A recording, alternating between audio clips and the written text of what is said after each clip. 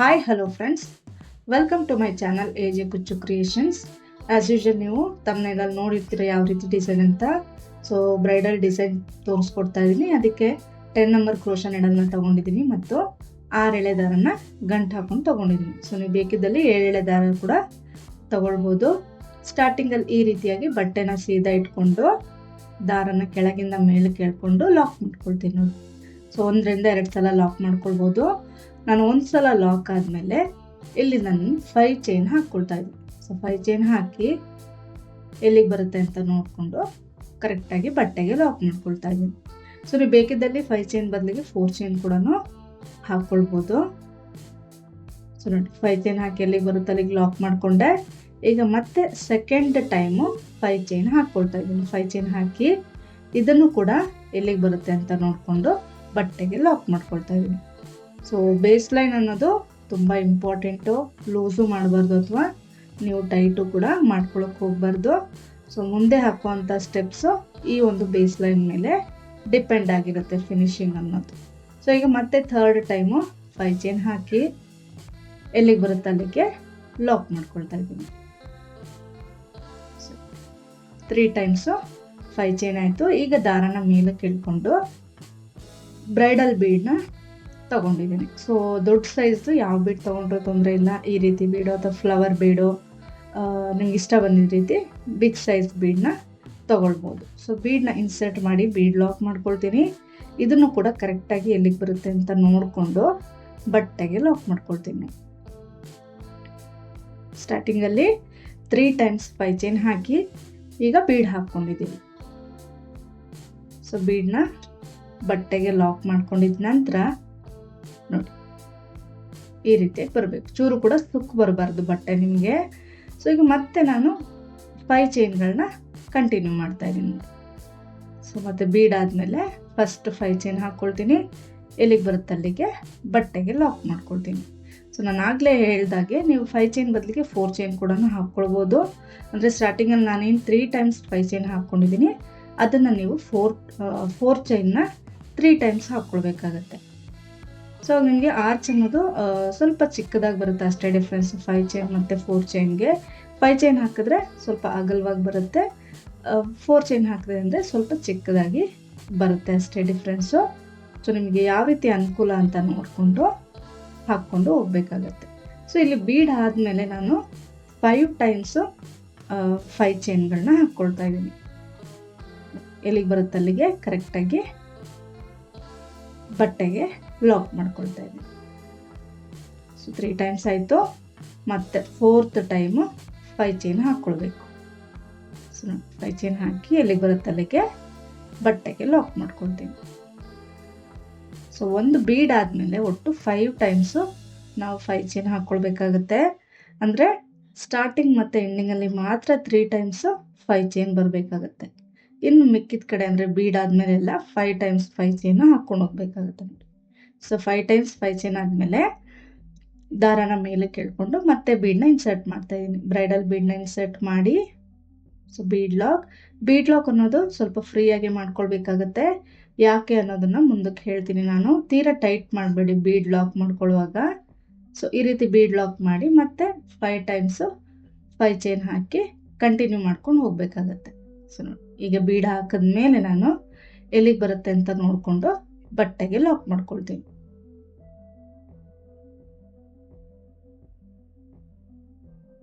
So ಕೊನೆವರೆಗೂ ಹಾಕ್ಕೊಂಡಿದ್ದೀನಿ ನಾನು. ಕೊನೆಯಲ್ಲಿ 3 ಟೈಮ್ಸ್ 5 ಚೈನ್ ಹಾಕಿ ಮುಗಿಸ್ಕೊಂಡಿದ್ದೀನಿ. ಅಂದರೆ ದಾರನ ಕಟ್ ಮಾಡ್ಕೊಂಡಿಲ್ಲ ನೋಡಿ, ನಾನಿಲ್ಲಿ ದಾರನ ಕಟ್ ಮಾಡಿಲ್ಲ, ಬಟ್ಟೆನ ಉಲ್ಟಾ ತಿರುಗಿಸ್ಕೊಳ್ತೀನಿ. ಅಂದರೆ ಬ್ಯಾಕ್ ಸೈಡು ಮೇಲೆ ಬರೋ ರೀತಿ ಇಟ್ಕೊಂಡು ಈಗ ಇಲ್ಲಿಂದ ನಾನು 5 ಚೈನ್ ಇರೋ ಜಾಗದಲ್ಲಿ 5 ಚೈನೇ ಹಾಕ್ಕೊಳ್ತೀನಿ. 5 ಅಥವಾ 6 ಚೈನ್ ಎಷ್ಟು ಇಡ್ಸುತ್ತೋ ನೋಡಿಕೊಂಡು ಚೈನ್ಗಳನ್ನ ಹಾಕ್ಕೋಬೇಕು ನೋಡಿ. 5 ನನಗೆ ಶಾರ್ಟ್ ಅನ್ನಿಸ್ತು, ಹಾಗಾಗಿ 6 ಚೈನ್ ಹಾಕ್ಕೊಳ್ತೀನಿ. ಬಟ್ಟೆನ ಉಲ್ಟಾ ತಿರುಗಿಸ್ಕೊಂಡಿದ್ದೀನಿ ನೋಡಿ ನಾನು. ಸೊ ಈಗ ಅಲ್ಲಿ ಲಾಕ್ ಇರುತ್ತಲ್ಲ, ಫಸ್ಟ್ 5 ಚೈನ್ ಆದಮೇಲೆ ಆ ಲಾಕ್ ಮೇಲೆ ಲಾಕ್ ಮಾಡ್ಕೊಳ್ತೀನಿ. ಸೊ ಮತ್ತೆ 5 ಚೈನ್ ಆದಮೇಲೆ ಲಾಕ್ ಏನಿರುತ್ತೆ ಬೇಸ್ ಲೈನಲ್ಲಿ ಆ ಲಾಕ್ ಮೇಲೆ ಲಾಕ್ನ ಮಾಡ್ಕೊಳ್ತೀನಿ ನೋಡಿ. ಲಾಕ್ ಮೇಲೆ ಲಾಕ್.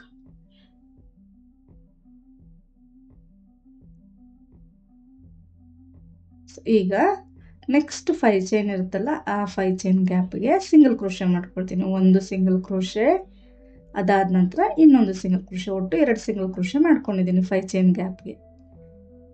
ಈಗ ನೋಡಿ ಈ ರೀತಿ ಸೂಜಿ ಮೇಲೆ ಒಂದು ಸಲ ದಾರ ಸುತ್ಕೊಳ್ತೀನಿ. ಈ ಬೀಡ್ ಹಿಂದೆ ಇರುತ್ತಲ್ಲ ದಾರ, ಈ ದಾರದೊಳಗೆ ನೀಡಲ್ನ ಹಾಕ್ತೀನಿ. ನೋಡಿ ಈ ರೀತಿ ಕೆಳಗಡೆಯಿಂದ ಮೇಲಕ್ಕೆ ಹಾಕ್ತೀನಿ ದಾರನ. ಸೊ ಕೆಳಗಡೆಯಿಂದ ಮೇಲಕ್ಕೆ ಹಾಕಿ ನೀಡಲ್ನ, ಈ ದಾರನ ಎಳ್ಕೊಳ್ತೀನಿ. ಈ ರೀತಿ ಎಳ್ಕೊಂಡು ಸೂಜಿ ಮೇಲೆ 3 ದಾರ ಇರುತ್ತೆ. ಫಸ್ಟ್ 2 ದಾರ ಒಂದು ಮಾಡ್ಕೊಳ್ತೀನಿ. ನೋಡಿ ಫಸ್ಟ್ 2 ದಾರ ಒಂದು ಮಾಡ್ಕೊಳ್ಬೇಕು. ಅದಾದ ನಂತರ ಇನ್ನು ಮಿಕ್ಕಿದ 2 ದಾರನ ಒಂದು ಮಾಡ್ಕೊಳ್ಬೇಕಾಗತ್ತೆ. ಡಬಲ್ ಕ್ರೋಶೆ ಆಯಿತು. ಸೊ ಮತ್ತೆ ಸೂಜಿ ಮೇಲೆ ದಾರ ಸುತ್ಕೊಳ್ತೀನಿ. ಈ ಬೀಡ್ ಹಿಂದೆ ಇರುತ್ತಲ್ಲ ದಾರ, 6 ಎಳೆ ದಾರನ ತಗೊಳ್ಬೇಕು. 1-2 ದಾರ ಮಿಸ್ ಮಾಡ್ಕೊಳಕ್ಕೆ ಹೋಗಬೇಡಿ. ಸೊ 6 ಎಳೆ ದಾರದೊಳಗಡೆ ನೀಡಲ್ನ ಹಾಕಿ 2 ದಾರ ಒಂದು, 2 ದಾರ ಒಂದು ಮಾಡ್ಕೊಳ್ತೀನಿ. ಡಬಲ್ ಕ್ರೋಶೆ ಮಾಡ್ಕೊಳ್ತಾ ಇದ್ದೀನಿ. ಸೊ ನಾನು ಇಲ್ಲಿ ಆಗಲೇ ಹೇಳಿದೆ ನಿಮಗೆ, ಬೀಡ್ ಲಾಕ್ ಮಾಡುವಾಗ ಟೈಟ್ ಮಾಡ್ಕೊಳ್ಬೇಡಿ ಅಂತ. ಏನಕ್ಕೆ ಅಂತಂದರೆ ಇದೇ ರೀಸನ್ಗೆ. ಯಾಕಂದರೆ ಬೀಡ್ ಹಿಂದೆ ಇರೋ ದಾರಕ್ಕೆ ನಾವು ಡಬಲ್ ಕ್ರೋಶೆಗಳನ್ನ ಫಿಲ್ ಮಾಡ್ಕೊಳ್ತಾ ಇದ್ದೀವಿ. ನೀವು ತುಂಬ ಟೈಟ್ ಮಾಡಿಬಿಟ್ರಿ ಅಂದರೆ ಬೀಡ್ ಎಳ್ಕೊಂಡು ಬಿಡುತ್ತೆ, ಅಂದರೆ ಬಟ್ಟೆ ರಿಂಕಲ್ಸ್ ಬಂದ್ಬಿಡುತ್ತೆ. ಸೊ ಇಲ್ಲಿ ನೀವು ಕಂಬ ಫಿಲ್ ಮಾಡ್ತಾ ಮಾಡ್ತಾ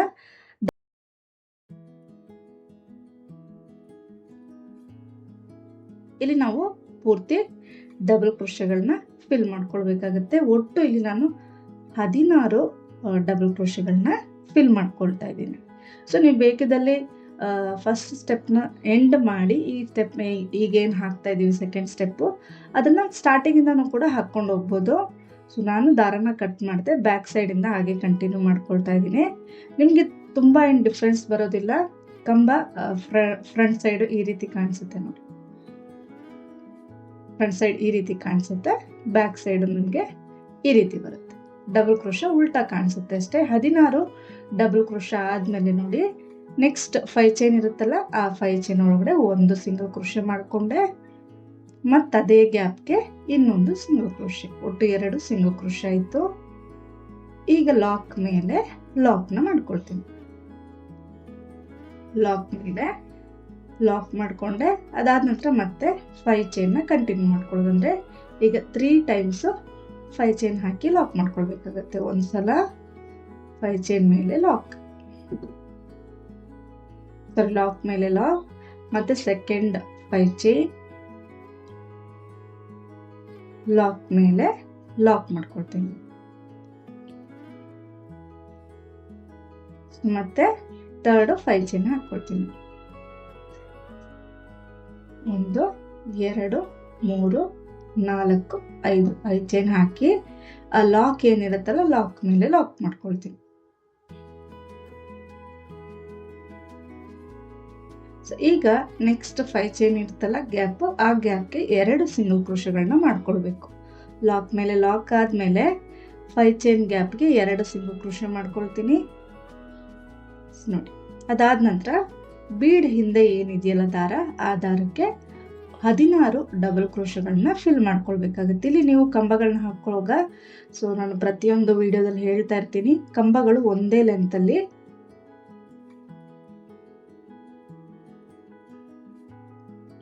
ಒಂದು ಉದ್ದ ಒಂದು ಗಿಡ್ಡ ಆ ರೀತಿ ಮಾಡ್ಕೊಳಕ್ ಹೋಗಬೇಡಿ. ಸೊ ಎಲ್ಲ ಕಂಬನಿಂದ ಅಂತೂ ಕೂಡ ಒಂದೇ ಸಣ್ಣಾಗಿದ್ದಷ್ಟು ನಿಮಗೆ ಫಿನಿಶಿಂಗ್ ಅನ್ನೋದು ನೀಟಾಗಿ ಬರುತ್ತೆ. ಸೊ ಇಲ್ಲಿ 16 ಡಬಲ್ ಕ್ರೋಶೆಗಳನ್ನ ಫಿಲ್ ಮಾಡ್ಕೊಳ್ತಾ ಇದ್ದೀನಿ ನೋಡಿ. 16 ಡಬಲ್ ಕ್ರೋಶೆಗಳಾದ್ಮೇಲೆ ಮತ್ತೆ 5 ಚೈನ್ಗಳನ್ನ ಹಾಕಿ ಕಂಟಿನ್ಯೂ ಮಾಡ್ಕೊಂಡು ಹೋಗೋದು. ಸೊ ನೋಡಿ, ಬಟ್ಟೆಯ ಹಿಂಭಾಗ ಡಬಲ್ ಕ್ರೋಶ ಸೀದಾ ಕಾಣಿಸುತ್ತೆ, ಬಟ್ಟೆಯ ಫ್ರಂಟ್ ಸೈಡಲ್ಲಿ ಡಬಲ್ ಕ್ರೋಶ ಉಲ್ಟಾ ಕಾಣಿಸುತ್ತೆ. ಸೊ ಈ ರೀತಿಯಾಗಿ ಕಾಣಿಸುತ್ತೆ. ಸೊ ನಿಮ್ಗೆ ಯಾವ ರೀತಿ ಬೇಕೋ ಆ ರೀತಿ ಡಿಸೈನ್ನ ಚೇಂಜಸ್ ಮಾಡ್ಕೊಳ್ಬೋದು. ಸೊ ಈಗ ನೆಕ್ಸ್ಟ್ ಸ್ಟೆಪ್ಪು, ಕಾಂಟ್ರಾಸ್ಟ್ ಕಲರ್ ದಾರ ತಗೊಂಡಿದ್ದೀನಿ, 6 ಎಳೆ ದಾರನೇ ತಗೊಂಡಿದ್ದೀನಿ. ತಗೊಂಡು ಗಂಟು ಹಾಕಿ ಇಟ್ಕೊಂಡಿದ್ದೀನಿ. ಸೊ ಸ್ಟಾರ್ಟಿಂಗಲ್ಲಿ ಲಾಕ್ ಏನಿರುತ್ತಲ್ಲ, ಆ ಲಾಕ್ ಮೇಲೆ ಲಾಕ್ನ ಮಾಡ್ಕೊಳ್ತೀನಿ ನೋಡಿ. ಲಾಕ್ ಮೇಲೆ ಲಾಕ್ ಮಾಡಿಕೊಂಡೆ, ಅದಾದ ನಂತರ 5 ಚೈನ್ ಇರೋ ಜಾಗದಲ್ಲಿ 5 ಚೈನ್ ಹಾಕ್ಕೊಳ್ತೀನಿ.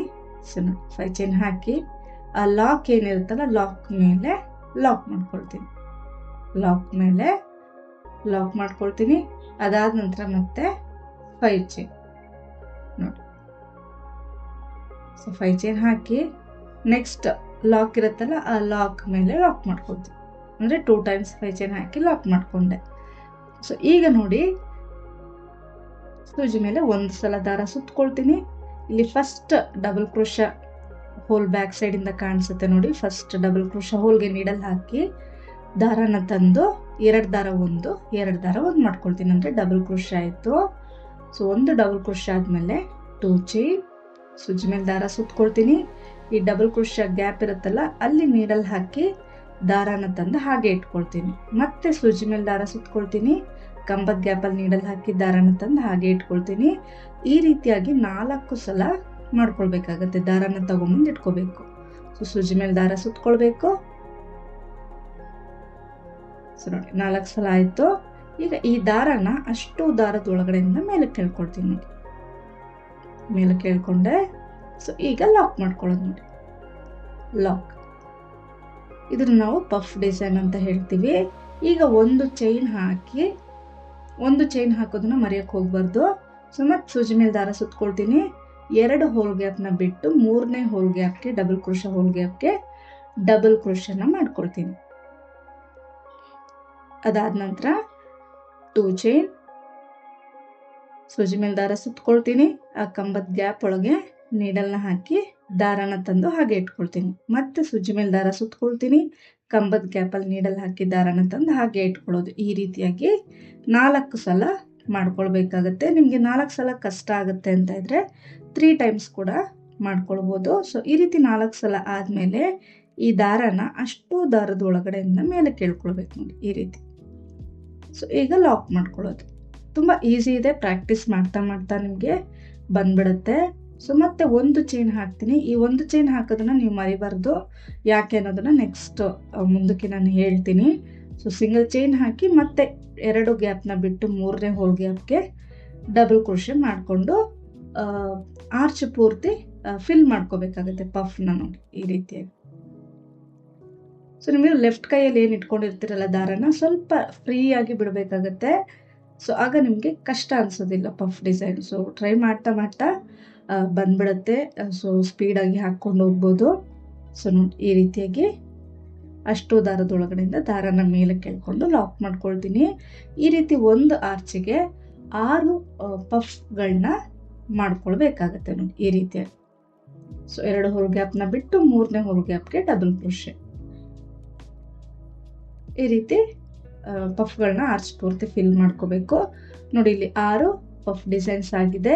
ಇಲ್ಲಿ ಕೊನೆಯಲ್ಲಿ ನಾವು ಚೈನ್ ಹಾಕೋ ಅವಶ್ಯಕತೆ ಇಲ್ಲ, ಹಾಗೇನೆ ಪಫ್ ಆಗಿದ ತಕ್ಷಣ. ಸೊ ನೋಡಿ ಲಾಕ್ ಏನು ಮಾಡಿರ್ತೀವಲ್ಲ 5 ಚೈನ್ ಲಾಕ್ ಮೇಲೆ ಲಾಕ್, ಆ ಲಾಕ್ ಮೇಲೆ ಲಾಕ್ ಮಾಡ್ಕೊಳ್ತೀನಿ. 2 ಸಿಂಗಲ್ ಕ್ರೋಶ ಬಿಟ್ಟು 3ನೇದಿರುತ್ತಲ್ಲ ಅಲ್ಲಿಗೆ ಲಾಕ್ ಮಾಡಿಕೊಂಡೆ. ಈಗ 5 ಚೈನ್ ಇರೋ ಜಾಗದಲ್ಲಿ 5 ಚೈನ್ ಲಾಕ್ ಮೇಲೆ ಲಾಕ್ ಮಾಡ್ಕೊಳ್ತೀನಿ. ಲಾಕ್ ಮೇಲೆ ಲಾಕ್.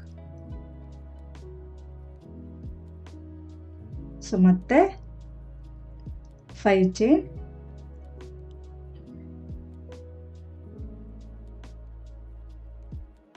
ಲಾಕ್ ಮೇಲೆ ಲಾಕ್ ಮಾಡ್ಕೋಬೇಕು. ಸೊ ಈಗ ಮತ್ತೆ 5 ಚೈನ್ 5 ಚೈನ್ ಹಾಕಿ ಇದನ್ನು ಕೂಡ ಲಾಕ್ ಮೇಲೆ ಲಾಕ್ ಮಾಡ್ಕೊಳ್ತೀನಿ. ಲಾಕ್ ಮೇಲೆ ಲಾಕ್.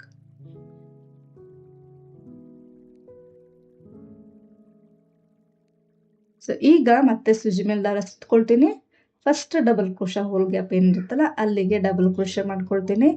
ಅದಾದ ನಂತರ 2 ಚೈನ್ ಹಾಕಿ ಸೂಜಿ ಮೇಲೆ ದಾರ ಸುತ್ಕೊಂಡು ಈ ನಾವು ಪ್ರೀವಿಯಸ್ ಏನು ಡಬಲ್ ಕ್ರೋಶ ಹಾಕಿದೀವಲ್ಲ ಆ ಕಂಬದ ಗ್ಯಾಪ್ಗೆ ನೀಡಲ್ನ ಹಾಕಿ ದಾರನ ತಂದು ಹಾಗೆ ಇಟ್ಕೊಳ್ಬೇಕು. ಈ ರೀತಿಯಾಗಿ ಒಟ್ಟು 4 ಸಲ ದಾರನ ತಂದು ಇಟ್ಕೋಬೇಕು ನೋಡಿ. ಸೂಜಿ ಮೇಲೆ ದಾರ ಸುತ್ಕೊಳ್ತೀನಿ, ಗ್ಯಾಪಲ್ಲಿ ನೀಡಲ್ ಹಾಕಿ ದಾರನ ತರ್ತೀನಿ. ಈ ರೀತಿ 4 ಸಲ ಮಾಡ್ಕೋಬೇಕು. ಸೊ 4 ಸಲ ಮಾಡ್ಕೊಳ್ಬೋದು. ನಿಮಗೆ ಕಷ್ಟ ಆಗುತ್ತೆ ಅಂದರೆ ಆಗಲೇ ಹೇಳಿದಾಗೆ 3 ಸಲ ಕೂಡ ಮಾಡ್ಕೊಳ್ಬೋದು. ಸೊ ಈಗ ಈ ದಾರನ ಅಷ್ಟು ದಾರದೊಳಗಡೆಯಿಂದ ಮೇಲೆ ಕೇಳ್ಕೊಳ್ತೀನಿ ನೋಡಿ. ಸೊ ಮೇಲೆ ಕೇಳ್ಕೊಂಡು ಒಂದೇ ಡೈರೆಕ್ಷನ್ ಅಲ್ಲಿ ನೀವು ನೀಡಲ್ನ ಎಳ್ಕೊಳ್ಬೇಕು ಮೇಲಕ್ಕೆ. ಈಗ ಲಾಕ್ ಮಾಡ್ಕೊಳ್ತೀನಿ ನೋಡಿ. ಸೊ ಲಾಕ್ ಮಾಡಿದ ನಂತರ ಒಂದು ಚೈನ್ ಹಾಕೊಳ್ತೀನಿ ನೋಡಿ. ಸೊ ಒಂದು ಚೈನ್ ಮತ್ತೆ ಸೂಜಿ ಮೇಲೆ ದಾರ ಸುತ್ಕೋಬೇಕು. 2 ಹೋಲ್ ಗ್ಯಾಪ್ನ ಬಿಟ್ಟು 3ನೇ ಹೋಲ್ ಗ್ಯಾಪ್ಗೆ ಡಬಲ್ ಕ್ರೋಶೆ. ಈ ರೀತಿ ಆರ್ಚ್ ಪೂರ್ತಿ ಫಿಲ್ ಮಾಡ್ಕೋಬೇಕಾಗುತ್ತೆ ಪಫ್ ಡಿಸೈನ್ಸ್ನ. ಅಂದರೆ ಆಗಲೇ ಹೇಳ್ದಾಗೆ ಒಟ್ಟು 6 ಪಫ್ಗಳನ್ನ ಹಾಕ್ಕೊಳ್ಬೇಕು ನೋಡಿ. 6 ಪಫ್ ಹಾಕಿ ಮತ್ತೆ 3 ಟೈಮ್ಸ್ 5 ಚೈನ್ ಹಾಕಿ ಡಿಸೈನ್ನ ಕಂಟಿನ್ಯೂ ಮಾಡ್ಕೊಳ್ಳೋದು. ಇಷ್ಟೇ ಸಾಕು. ಅಂದರೆ ಇದಕ್ಕೇನೆ ನೀವು ಕುಚ್ಚು ಕಟ್ಕೊಳ್ಬೋದು. 3 ಕುಚ್ಚು, 1 ಆರ್ಚ್, ಈ ರೀತಿಯಾಗಿ ಕಾಣಿಸುತ್ತೆ ಡಿಸೈನು. ಸೊ ನೋಡಿ ಈ ರೀತಿ ಇದೆ. ಸೊ ನೆಕ್ಸ್ಟ್ ಲಾಸ್ಟ್ ಸ್ಟೆಪ್ ಇದು. ಸೊ ಇಲ್ಲೂ ಕೂಡ 6 ಎಳೆ ದಾರನೇ ಗಂಟು ಹಾಕೊಂಡು ತಗೊಂಡಿದ್ದೀನಿ. ಸ್ಟಾರ್ಟಿಂಗಲ್ಲಿ ಲಾಕ್ ಇರುತ್ತಲ್ಲ, ಆ ಲಾಕ್ ಮೇಲೆ ಲಾಕ್ನ ಮಾಡ್ಕೊಳ್ತಾ ಇದ್ದೀನಿ ನೋಡಿ. ಸೊ ನಾನೇನು ಬೇಸ್ ಏನು ತೊಗೊಂಡಿದ್ನೋ ಅದೇ ಕಲರ್ನ ತೊಗೊಂಡಿದ್ದೀನಿ. ಅಕಸ್ಮಾತ್ ಸ್ಯಾರಿ ಏನದು 3 ಕಲರ್ ಸ್ಯಾರಿ ಆಗಿದ್ರೆ ನೀವು 3rd ಕಲರ್ನ ಕೂಡ ನೀವು ಇಲ್ಲಿ ನೀವು ಬಳಸ್ಕೊಳ್ಬೋದು. ಸೊ ಲಾಕ್ ಮಾಡ್ಕೊಳ್ತಾ ಇದ್ದೀನಿ. ಸೊ ಅದಾದ ನಂತರ 5 ಚೈನ್ ಇರೋ ಜಾಗದಲ್ಲಿ 5 ಚೈನ್ ಹಾಕ್ಕೊಳ್ತೀನಿ ನೋಡಿ. 5 ಚೈನ್, ಲಾಕ್ ಮೇಲೆ ಲಾಕ್.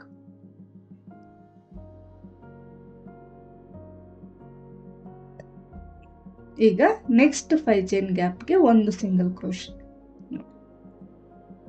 ಅದಾದ ನಂತರ ಸೂಜಿ ಮೇಲೆ ದಾರ ಸುತ್ಕೊಳ್ತೀನಿ. ಒಂದ್ಸಲ ದಾರ ಸುತ್ಕೊಂಡು ಈ ಫಸ್ಟ್ ಪಫಲ್ಲಿ ಗ್ಯಾಪ್ ಇರುತ್ತಲ್ಲ, ಲಾಕ್ಗೆ ಮತ್ತೆ ಫಸ್ಟ್ ಪಫ್ಗೆ, ಅಲ್ಲಿಗೆ ಡಬಲ್ ಕ್ರೋಶನ ಮಾಡ್ಕೊಳ್ತೀನಿ ನೋಡಿ. ಅಲ್ಲಿಗೆ ಡಬಲ್ ಕ್ರೋಶ ಮಾಡಿಕೊಂಡೆ. ಈಗ ಇಲ್ಲಿಂದ 2 ಚೈನ್ ಅಂದರೆ ಸ್ಲ್ಯಾಂಟಿಂಗ್ ಆರ್ಚ್ನ ಮಾಡ್ಕೊಳ್ತೀನಿ ನೋಡಿ. 2 ಚೈನ್ ಹಾಕಿ ಸೂಜಿ ಮೇಲೆ ದಾರ ಸುತ್ಕೊಳ್ತೀನಿ. ಕಂಬದ ಗ್ಯಾಪಲ್ಲಿ ನೀಡಲ್ಲಿ ಹಾಕಿ ದಾರನ ತಂದು 2 ದಾರ ಒಂದು ಮಾಡ್ಕೊಳ್ತೀನಿ, 2 ದಾರ ಒಂದು ಮಾಡ್ಕೊಳ್ತೀನಿ, ಡಬಲ್ ಕ್ರೋಶೆ. 2 ಚೈನ್ ಆದಮೇಲೆ 1 ಡಬಲ್ ಕ್ರೋಶೆ ಆಯಿತು. ಮತ್ತೆ 2ನೇ ಡಬಲ್ ಕ್ರೋಶೆನ ಮಾಡ್ಕೊಳ್ತಾ ಇದ್ದೀನಿ. ಮತ್ತೆ ಸೂಜಿ ಮೇಲೆ ದಾರ ಸುತ್ಕೊಳ್ತೀನಿ, 3ನೇ ಡಬಲ್ ಕ್ರೋಶೆನ ಮಾಡ್ಕೊಳ್ಬೇಕು. ಸೊ ನೋಡಿ, ಅದಾದ ನಂತರ 4ನೇ ಡಬಲ್ ಕ್ರೋಶೆ. 2 ಚೈನ್ ಹಾಕಿ 4ನೇ ಡಬಲ್ ಕ್ರೋಶೆ ಮಾಡಿಕೊಂಡೆ. ಸೊ ಇಷ್ಟು ಸಾಕಾಗುತ್ತೆ, 5 ಮಾಡ್ಕೊಳಕ್ಕೆ ಹೋಗಬೇಡಿ. ಸೊ ಈಗ ದಾರನ ಮೇಲೆ ಕೇಳ್ಕೊಳ್ತೀನಿ. ಮೇಲೆ ಕೇಳ್ಕೊಂಡು ಒಂದು ಬೀಡನ್ನ ಇನ್ಸರ್ಟ್ ಮಾಡ್ಕೊಳ್ತೀವಿ. ಸೊ ನೋಡಿ, ಒಂದು ಬೀಡನ್ನ ಇನ್ಸರ್ಟ್ ಮಾಡಿ, ಸಾರಿ ಒಟ್ಟಿಗೆ 2 ಬೀಡ್ ಹೋಗ್ಬಿಡ್ತು. ಸೊ ಒಂದು ಬೀಡನ್ನ ಇನ್ಸರ್ಟ್ ಮಾಡ್ಕೊಳ್ಬೇಕು.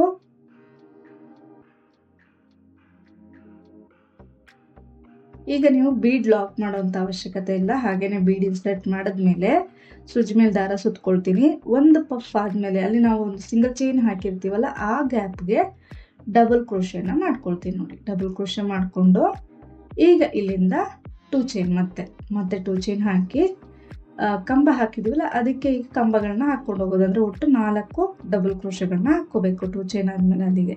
ಸೊ ಇದನ್ನ ನಾವು ಸ್ಲ್ಯಾಂಟಿಂಗ್ ಆರ್ಚ್ ಅಂತ ಕರಿತೀವಿ ಈ ಒಂದು ಡಿಸೈನ್ಗೆ.